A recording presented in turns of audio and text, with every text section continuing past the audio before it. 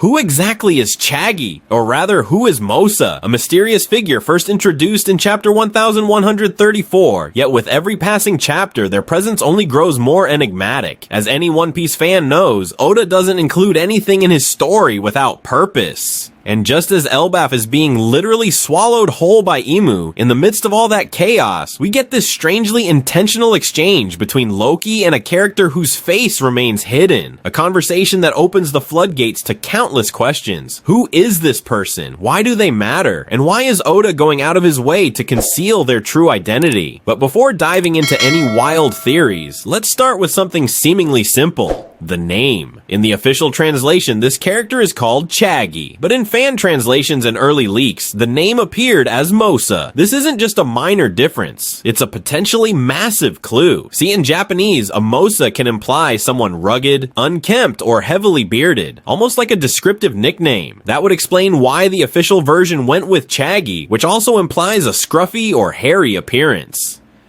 It's less of a name and more of a label. What's even more fascinating is that other translations, French, German, Spanish, all stuck with Mosa.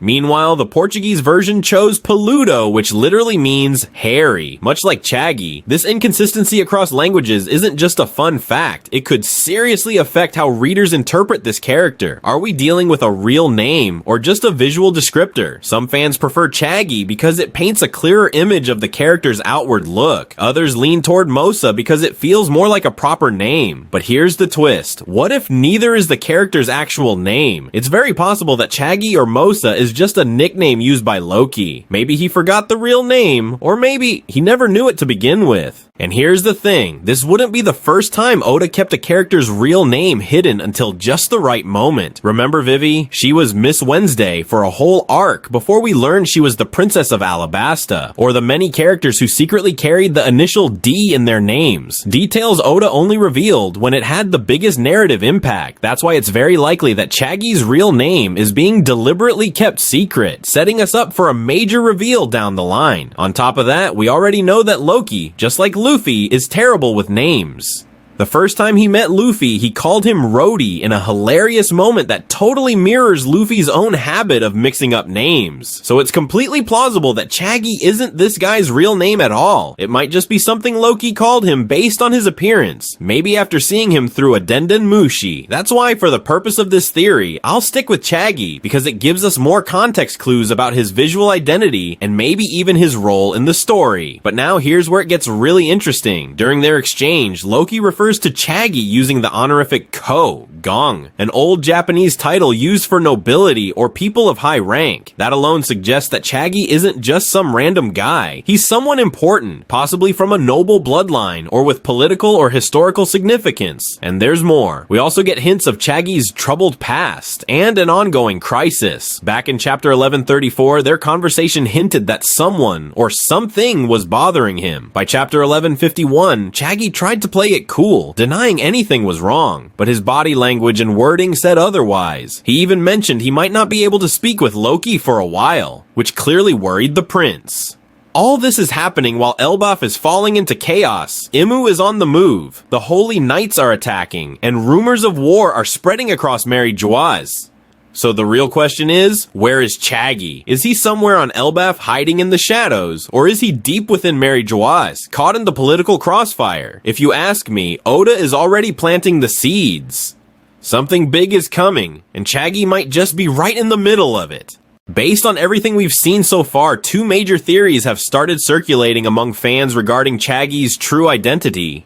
The first, he's Skopper Geben. The second, he's Yarul. Now, let's break those down. The Jarl theory actually makes a lot of sense. His personality aligns with what little we've seen of Chagy, and that long white hair, it matches perfectly with the silhouette we saw through the Denden Mushi. Some even believe he chose to reach out to Loki just before his final battle, because he knows his end is near. But then there's the Skopper Gaban theory, which has gained momentum thanks to his recent appearance in the flashback. We now know he was there during the Battle of the Castle. He knows the truth, that Loki was wrongly imprisoned for 6 long years. So maybe Gaban felt the need to reach out, to comfort him, or to prepare him for what's coming. But here's the problem. In Chaggy's most recent call with Loki, he sounded perfectly fine, calm, in control, and we know for a fact that Skopper Gaban was severely injured at that exact moment, barely even conscious. So unless he made a miraculous recovery off panel, it's highly unlikely that he was the one on the other end of that call. But here's where things get really interesting.